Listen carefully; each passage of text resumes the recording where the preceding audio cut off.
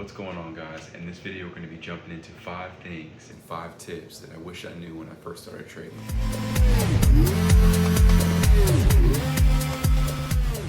Tip number 1, fundamentals. Fundamentals are so important to trading. Yes, they are boring. Looking at candlesticks and looking at wicks and understanding closures and everything else, it's boring at the beginning. But let me tell you something. The more time that you put into understanding and ruminating on all the information that a specific data sheet has, which is just, let's say a 15-minute time frame for the past 4 or 5 hours.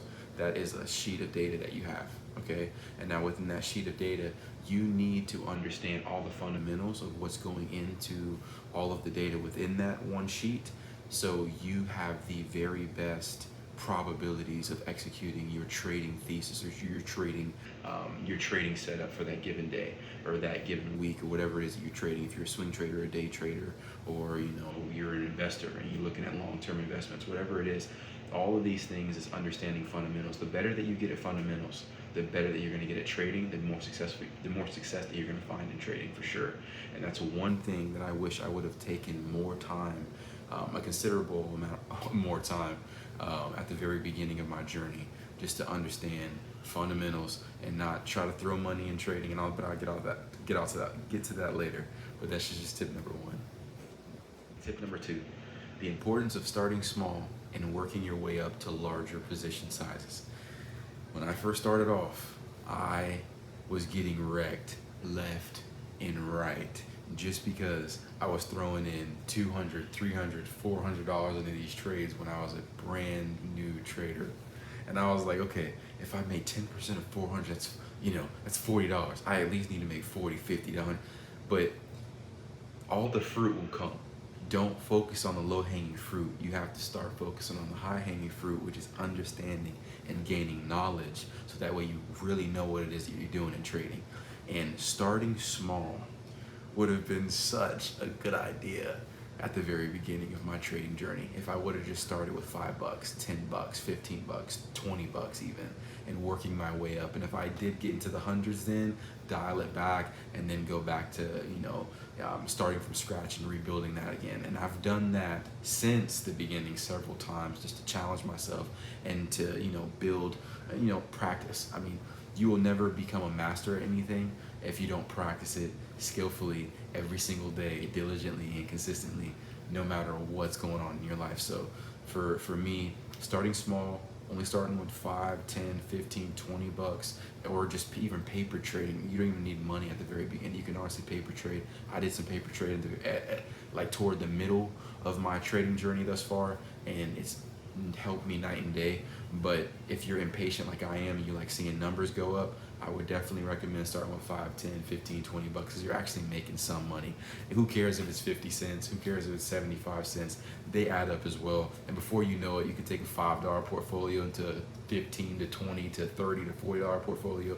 You still feel really good about yourself because you've seen considerable gains. So that's my tip number 2, is understanding to start and just starting small and not worrying about getting big. The fruit will come at the end of the journey. Just do not rush it. It's going to be boring, yes, at the beginning, but stay consistent, stay patient. That is where the real fruit comes. Tip number 3 is another one, and I wish I would have known it from the very beginning, because when I first got into crypto, I was listening to all these dudes from YouTube.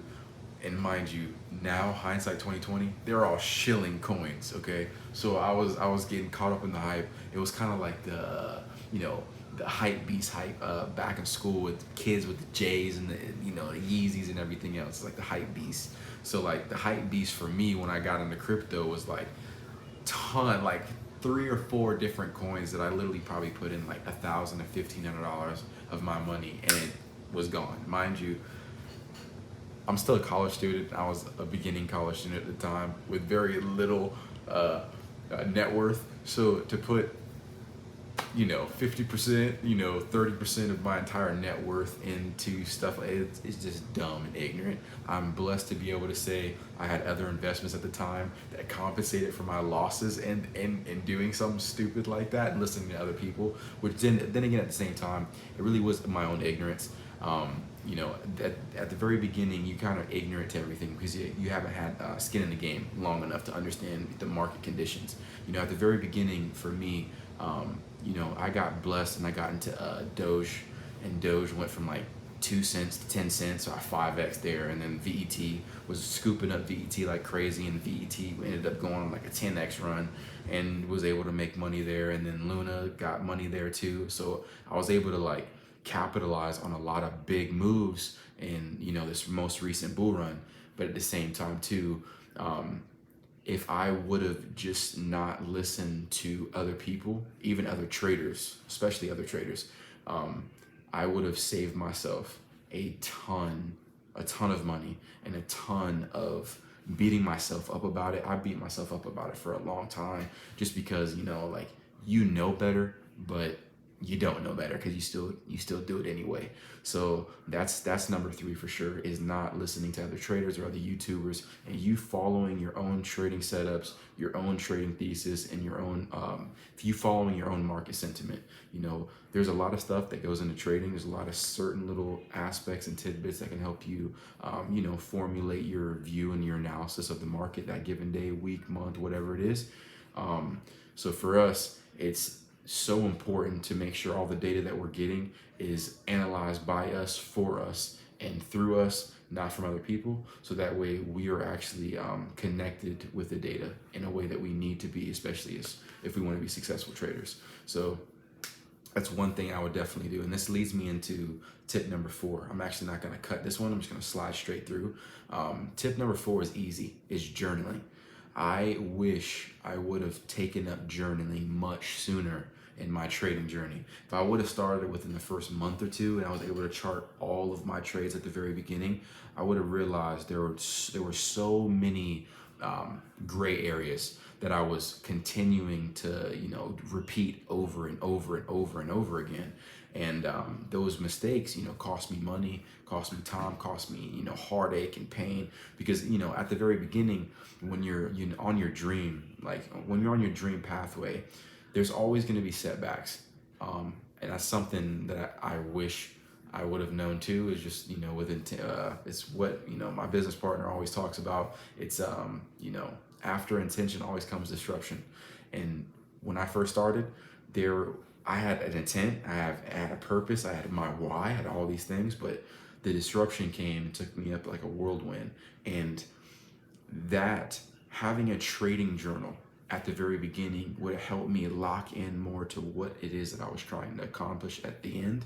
Because at the end of our journeys, like when we're sitting where we want to be, you're a master at your art. So if you're going to be a master at anything, it takes a considerable amount of time, a considerable amount of effort and energy into understanding and practicing and building and writing and, you know, researching so much and gathering so much data, and then extrapolating that data and then interpreting that data and, you know, consuming it and ruminating on it, and then, you know, pushing it back out there, but in your own way. And that uniqueness is what gives us the ability as traders, you know, to really maximize our own God-given gifts and abilities.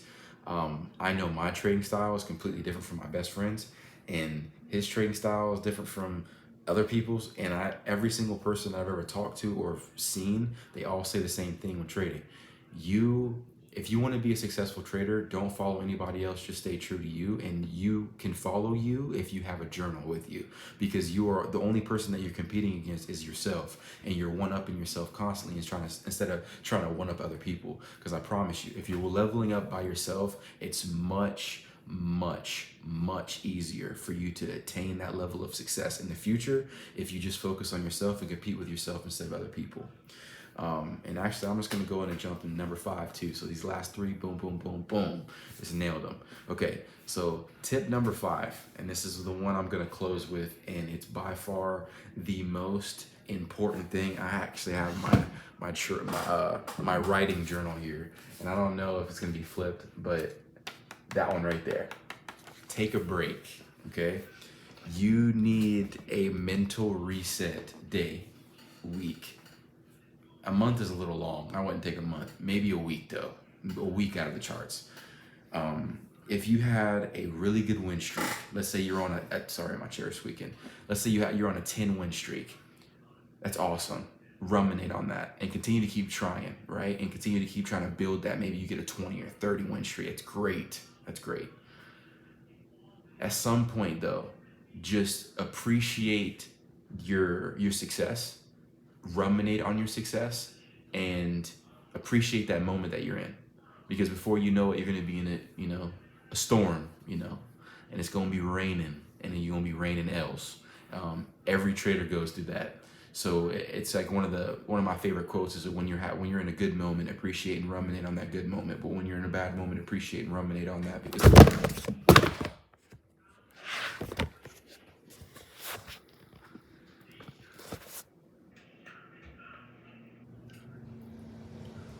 Okay, I am not gonna cut that.